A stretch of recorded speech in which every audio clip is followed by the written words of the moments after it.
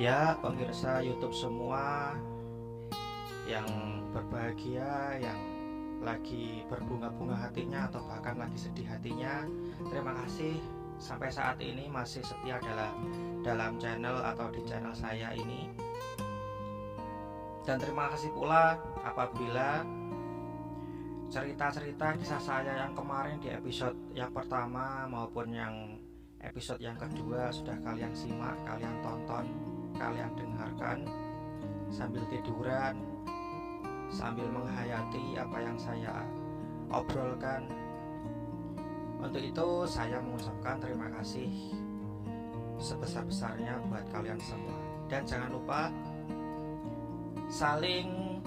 mari kita saling berbagi, saling bersedekah untuk menekan tombol subscribe, like, dan komen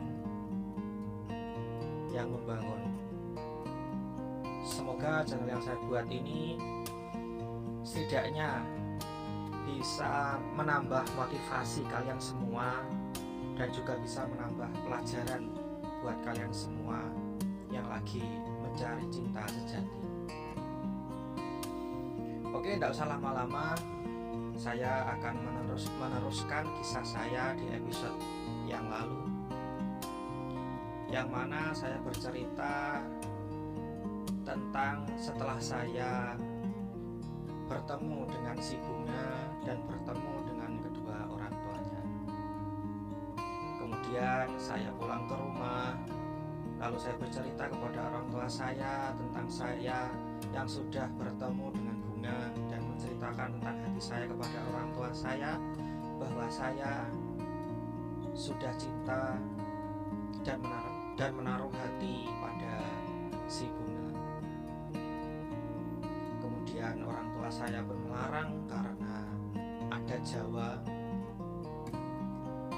karena bagaimanapun juga orang tua saya juga mungkin masih berpikiran kalau ada Jawa itu kalau bisa harus dipertahankan ataupun harus diikuti. Setelah saya berpikir, kemudian merenung, saya pun berkesimpulan dan mempunyai niat bahwa misalkan ada Jawa itu bertentangan dengan hukum Islam, maka yang lebih baik untuk diikuti adalah hukum Islam. Karena ada orang pintar yang ngomong kalau di dunia ini ada beberapa hukum ataupun ada beberapa aturan. Yang pertama adalah aturan diri kita sendiri, kemudian aturan keluarga, kemudian aturan masyarakat, kemudian aturan bernegara ataupun menjadi warga negara, yang kemudian yang terakhir adalah aturan agama. Orang pintar itu bercerita bahwa apabila ada suatu masalah, kemudian kita mau untuk menyelesaikannya atau memecahkannya, maka apabila aturan-aturan itu di kesimpulannya itu saling bertentangan, maka yang paling didahulukan atau yang paling yang dipentingkan itu adalah aturan agama ataupun hukum agama. Maksudnya gini, misalkan kita sedang melangkah dari jalan A ke jalan B. Di dalam aturan diri, yang pertama tadi kan aturan diri sendiri, kita merasa bahwa jalan itu sudah benar dan kita mau melaluinya. Terus aturan yang kedua, aturan keluarga. Oke, nggak apa-apa, kamu boleh berjalan dari A ke B, itu nggak apa-apa. Tuh. Jadi kedua aturan tadi sudah oke ya. Kemudian aturan ketiga adalah aturan keluarga. Keluarga pun juga sudah mengiyani, ya kamu nggak apa-apa, jalan aja dari A ke B, nggak apa-apa, nggak masalah.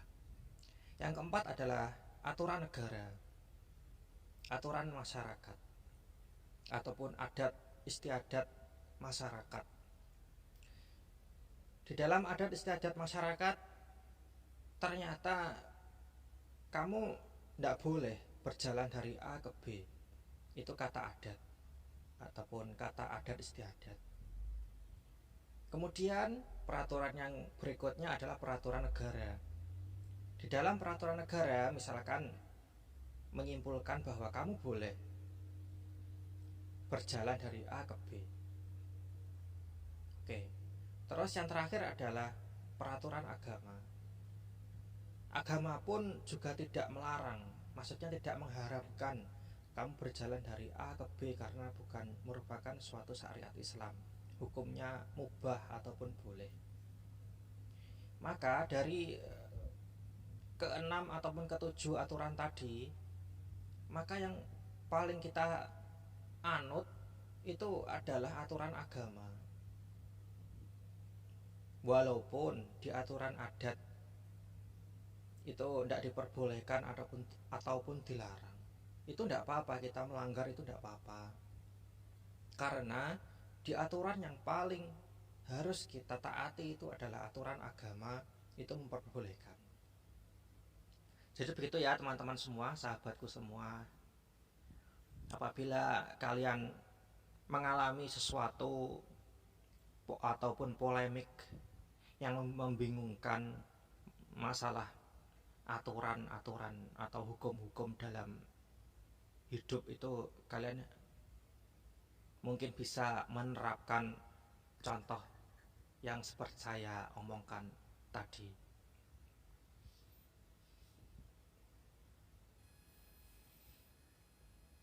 Kemudian saya mulai meneruskan kisah saya. Singkat cerita, saya pun beritikat ataupun sudah berbulat tekad untuk melanjutkan hubungan saya dengan si Bunga. Apapun resikonya, apapun masalah-masalah yang akan saya hadapi ke depan, itu sudah ibaratnya itu saya sudah sepakat ataupun bertekad bulat untuk menghadapinya bersama si Bunga. Apapun itu, saya sudah komitmen sama si Bunga. Oke. Terus hari pun berganti hari, dan ternyata memang benar banyak sekali masalah yang saya hadapi. Entah itu larangan orang tua untuk berhubungan dengan si Bunga, ataupun masalah-masalah yang lain seperti misalkan saya mau berangkat ke rumahnya Bunga, itu tiba-tiba di jalan motor saya mogok atau kenapa, itu banyak sekali masalah-masalah itu. Saya pun mencoba untuk berpikir positif. Pasti berapapun banyak masalah yang saya hadapi, pasti akan ada ujungnya, pasti akan ada hasil yang menggembirakan di ujungnya. Itu pikiran saya. Untuk itu saya pun terus melanjutkan hubungan saya dengan si Bunga. Singkat cerita, pada suatu hari saya bersama si Bunga ingin berjalan-jalan ataupun berwisata ke suatu tempat wisata begitu. Nah, terus kita pun mulai berjalan naik motor ke tempat wisata itu. Tiba-tiba di tengah perjalanan, gak tahu kenapa, entah sebab karena apa, bahkan saya pun juga sudah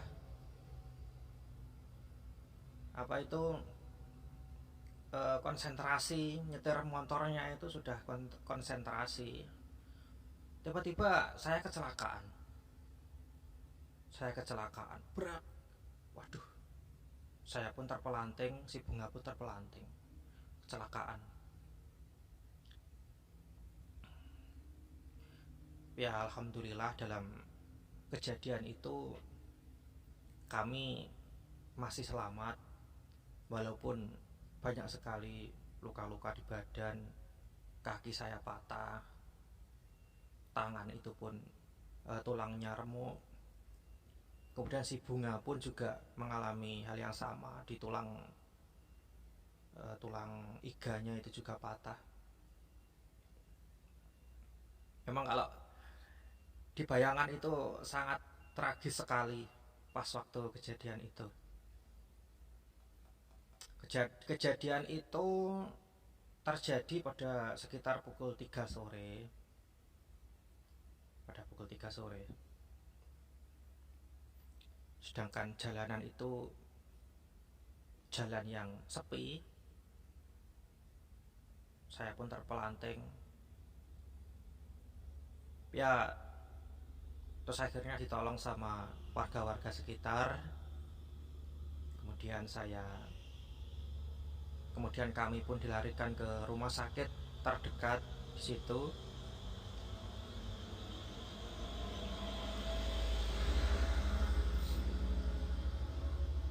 Kemudian di rumah sakit, wah pokoknya gimana ya, tidak bisa ceritakan dengan kata-kata, sungguh mengharukan dan juga memilukan. Sampai malam kami dibiarkan oleh rumah sakit sambil menahan rasa sakit yang amat sangat. Saya minta kepada petugas rumah sakit itu, Pak, Mas, Ibu, tolong saya dikasih obat nyeri atau gimana, tolong. Itu pihak rumah sakit pun tidak menggubris. Katanya, tunggu Pak, nanti tunggu keluarganya datang baru kita bisa mengobati atau kita bisa mengeksekusi sampean. Wah, pikirku ini tempatnya agak jauh dari rumah, datangnya gimana, apalagi kalau keluarga saya tahu saya kecelakaan sama si bunga, nanti jadi gimana. Wah, pokok kalut sekali pikiran itu. Terus apalagi kita dari pagi itu ndak makan, cuma sarapan sedikit gitu, terus berangkat jalan-jalan itu. Jadi pas waktu habis kecelakaan dibawa di rumah sakit itu perut juga lapar sekali, terus haus sekali. Sampai wah, lemes badan ini. Terus kita dibawa di UGD itu pokoknya sudah lemes, badan itu panas, sambil merasakan sakit yang amat sangat itu. Sampai nggak tahan saya teriak-teriak di dalam UGD itu, tolong Pak, tolong Mas itu. Setiap saya teriak, pintu UGD dibuka, terus ada orang nengok. Itu nengok terus pergi lagi. Saya teriak lagi, ada orang nengok, pergi lagi. Terus akhirnya ada satpam yang masuk di UGD itu, terus nemui saya. Ya Mas ya, ada yang bisa saya bantu. Terus saya bilang, Pak tolong belikan saya air minum sama roti, saya haus sekali, dari pagi baru sarapan tadi, sarapan sedikit. Terus saya bilang, ini istri saya juga dari pagi belum makan. Terus mungkin si satpam tadi kasihan sama kami, terus saya berikan uang, terus dibelikanlah air mineral sama roti. Nah terus itu satpam pun datang bawa air mineral sama roti, kemudian menghampiri saya, ini Mas, airnya sama rotinya. Saya pun, tangan saya kan keadaan juga cedera, kaki juga. Jadi terus saya ngomong sama satpamnya, bisa minta tolong kah Pak, suapin saya sama suapin istri saya tidak bisa gerak, ini tubuh saya tidak bisa bangun dari tidur saya ini, nah, sudah badan saya tidak bisa digerakkan. Itu satpam itu pun menyuapi saya, terus memberi saya minum. Terus setelah saya minum, baru tenaga saya agak pulih sedikit, walaupun masih terasa sangat sakit, tapi ya syukurlah sudah agak ada tenaga sedikit. Nah itu terus singkat cerita, sekitar malam jam 1 malam itu keluarga saya datang.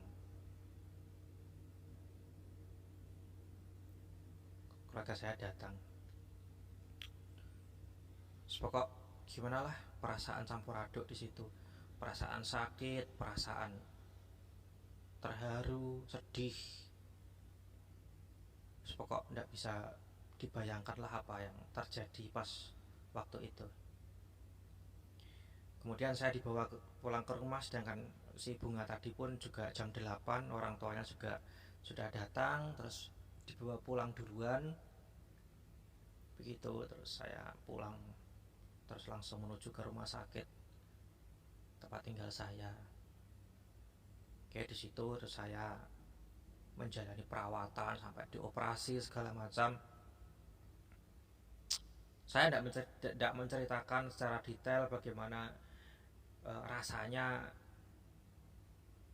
bagaimana menyakitkannya kecelakaan itu, dan pasca pemulihan operasi itu tidak saya ceritakan. Pokoknya begitulah intinya. Itu pokoknya sakit, rasa sakit itu sudah mungkin seumur saya ini baru saya merasakan sakit yang amat sakit pas waktu itu. Begitu. Terus setelah saya dirawat ada sekitar sebulanan, kemudian saya bisa latihan berjalan pakai tongkat itu, pakai kruk gitu, latihan berjalan segala macam sudah. Kemudian setelah agak sembuh, tapi ya belum sembuh total, saya punya niat untuk menemui si Bunga di rumahnya sana. Sudah nggak terbendung lagi perasaan saya, entah itu perasaan bersalah, entah perasaan cinta, entah perasaan sedih, berkecamuk semua itu perasaan. Terus saya tidak tahan lagi, kemudian saya pergi ke rumahnya Bunga dengan, waktu itu saya pakai motor motor laki-laki itu, jadi pakai kopling. Terus kaki kiri saya tidak bisa saya letakkan di pedal motor, tidak bisa, jadi saya kaitkan di tali, saya kasih tali itu di atasnya pedal itu buat naruh kaki saya. Nah itu saya pun, itu jaraknya 4 jaman itu dari rumah saya ke rumahnya si Bunga itu. Jadi ya gimana, sudah sakit itu sudah tidak terasa lagi. Pokoknya dalam hati saya berniat untuk menemui si Bunga itu. Pokoknya niatnya itu. Kemudian singkat cerita, setelah habis kecelakaan itu pun kita pun masih menjalani hubungan seperti biasa. Kemudian ya gimana, saling memaafkan ataupun apa, seolah-olah tidak terjadi kecelakaan yang kemarin itu, terus berhubungan seperti biasa. Lah itu saya berpikir itu setelah kecelakaan itu orang tua saya jadi merestui hubungan saya dengan Bunga. Ternyata apa? Malah tambah dilarang. Waduh, gimana ini? Malah tambah dilarang itu hubungan saya dengan Bunga. Ya, terus setahun berlalu. Saya berpikir, wah masa kok terus-terusan seperti ini? Terus masa gimana? Sedangkan pas waktu kecelakaan itu kan saya tidak bisa berdiri, tidak bisa berjalan kan. Pas waktu pasca penyembuhan itu, pasca pemulihan itu. Jadi saya berak, mandi ataupun apa itu orang tua saya yang anu, yang membantu, yang ladenin itu orang tua saya. Jadi ya bertambah bertambah berkecamuk dalam hati itu, bagaimana saya harus pilih yang mana itu. Misalkan sebelum kecelakaan itu perang dalam hati ini levelnya level 5, setelah kecelakaan itu jadi 3 kali lipat level perang di hati itu. Tambah pusing lagi, tambah mumet lagi, memikirkan bagaimana enaknya, bagaimana ya keputusan apa yang harus saya ambil. Nah itu terus akhirnya, singkat cerita, saya pun harus memutuskan suatu keputusan yang benar-benar gimana ya, bisa diterima oleh banyak pihak. Saya harus mengambil keputusan yang benar-benar tepat. Dan akhirnya saya pun ngomong sama si Bunga, ini kan hubungan kita sudah 1 tahun dan banyak sekali masalah, banyak sekali cobaan, ujian yang kita lalui. Aku tidak mau kamu terus-terusan seperti ini. Kamu juga punya masa depan. Masa depan kamu masih panjang. Aku sayang sama kamu, aku cinta sama kamu, tapi apakah cuma dengan cinta kita menjalani hidup ini?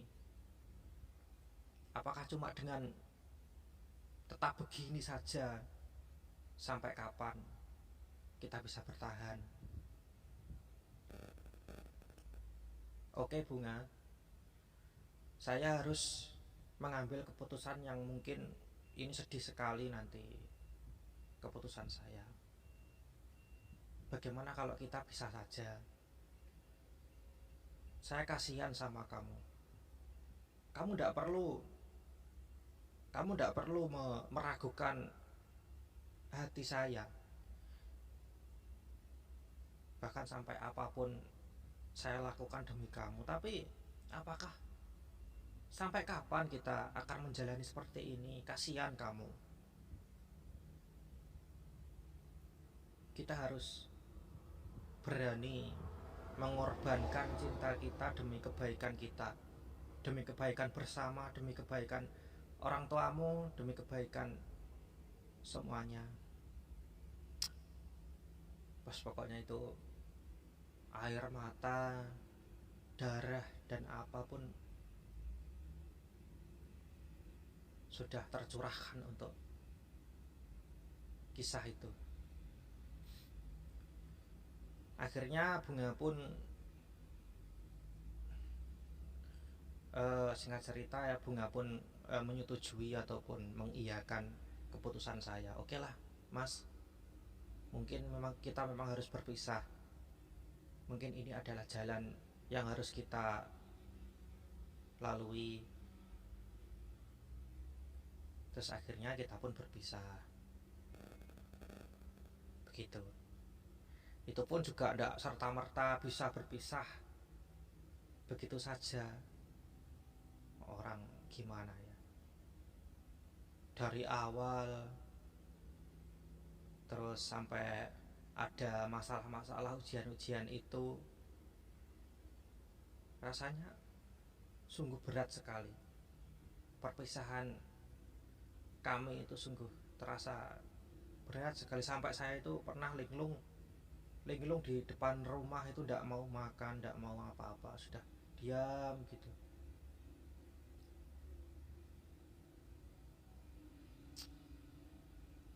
Nah terus singkat cerita, saya pun berpisah dengan Bunga. Kemudian pada tahun 2018 Bunga menikah dengan orang lain. Tidak apa-apa, saya pun belajar untuk mengikhlaskan dia agar dia bahagia, agar dia bisa menjalani masa depan berikutnya. Saya harus rela untuk mengikhlaskan, rela untuk memupuskan cinta.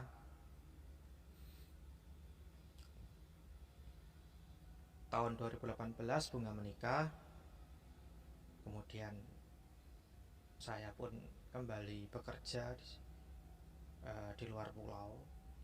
Kemudian tahun 2019 akhir saya juga menikah. Begitu. Akhir cerita adalah kita pun menjalani kehidupan masing-masing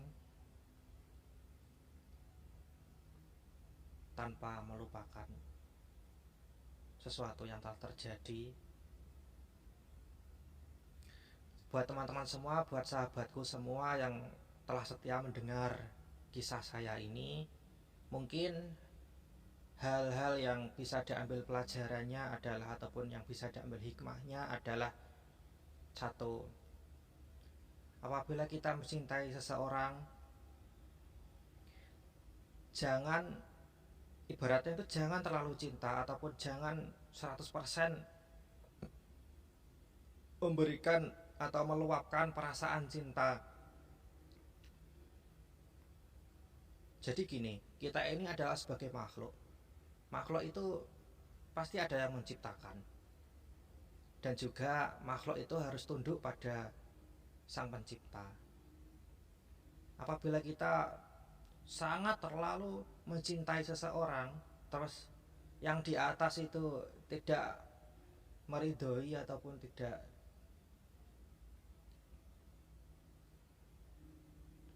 itu ya gimana ya, jadinya ya itu tidak bisa bersatu. Itu satu. Kemudian yang kedua adalah kita harus lebih bersikap dewasa dalam menyikapi apapun itu, entah itu masalah cinta, entah masalah apa, kita harus lebih dewasa untuk menyikapi itu.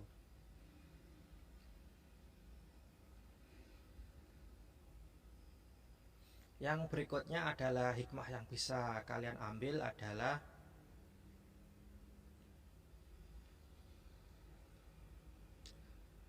kita harus selalu terbuka pada orang tua ataupun kepada pasangan, kepada calon mertua, itu harus terbuka. Apapun masalahnya itu jangan ditutupi. Apabila ditutupi, nanti kalau ada suatu masalah, ya nanti akhir-akhirnya ya bertumpuk-tumpuk masalah itu apabila terjadi gitu. Jadi diomongkan saja, dibicarakan saja, gimana enaknya dibicarakan sama orang tua dengan baik-baik, begitu. Terus hikmah yang bisa kita ambil berikutnya adalah apabila kita menjadi orang tua suatu saat, terus anak kita minta untuk menikah atau minta untuk dinikahkan kepada seseorang, itu ya kita itu tadi sebisa mungkin itu bisa mengambil jalan ataupun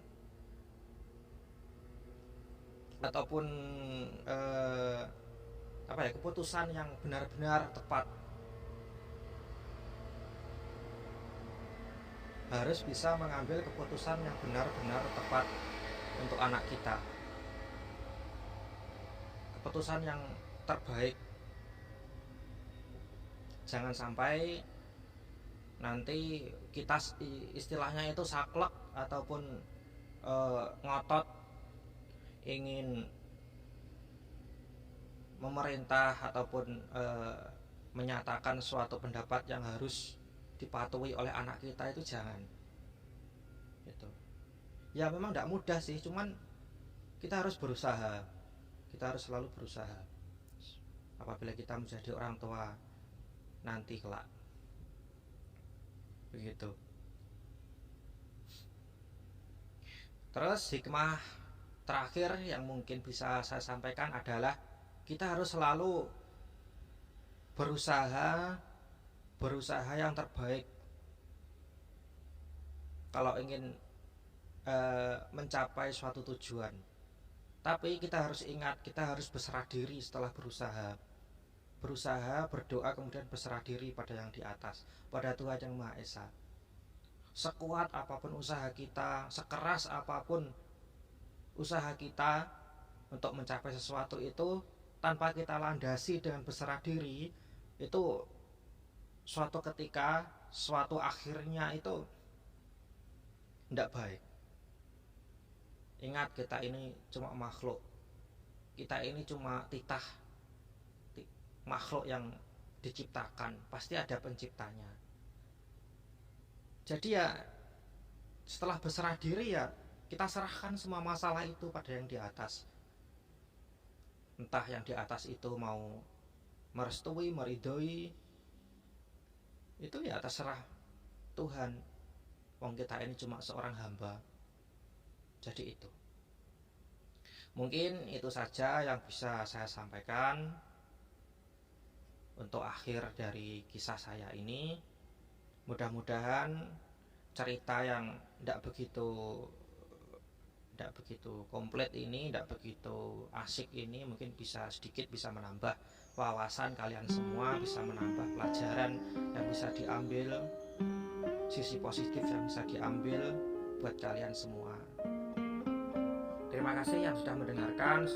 Saya berdoa semoga kalian semua dalam keadaan sehat, dijauhkan dari penyakit, keluarga kalian juga sehat, pasangan ataupun istri kalian juga sehat semua. Kalian bisa mendapatkan rezeki yang bermanfaat, dan pada akhirnya kita semua bisa dimasukkan dalam surganya. Amin. Sekian. Terima kasih. Mohon maaf apabila ada kata-kata yang kurang berkenan. Salam dan tetap semangat.